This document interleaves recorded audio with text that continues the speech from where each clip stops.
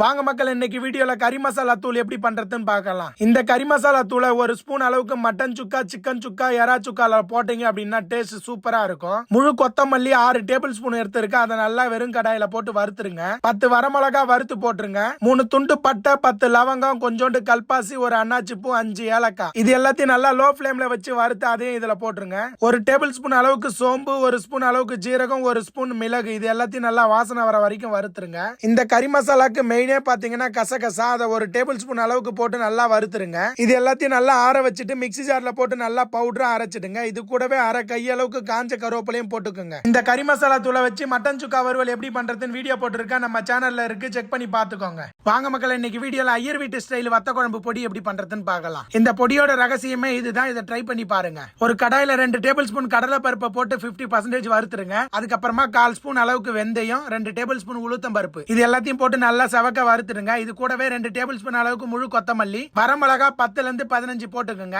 இது எல்லாத்தையும் நல்லா வாசனை வர வரைக்கும் வறுத்துட்டு ஒரு ஸ்பூன் அளவுக்கு பெருங்காயத்தூளை போட்டு அதையும் வறுத்தலாம். இப்ப இது நல்லா வறுந்துச்சு. இது எல்லாத்தையும் நல்லா ஆற வச்சுட்டு மிக்ஸில போட்டு நல்லா பவுடரா அரைச்சிடலாம். காஞ்சிபுரத்துல எங்களோட ஃபேமிலி ஃப்ரெண்ட் ஐயர் வீட்டு மாமி இருக்கிறாங்க. அவங்களாண்ட கேட்டு பண்ண ரகசிய பொடி தான் இது. வத்த குழம்பு பண்ணும்போது ஒரு ஸ்பூன் அளவுக்கு போட்டுருங்க. இந்த பொடியை நல்லா வாசனை கமகமன்னு இருக்கும் வத்த குழம்பு.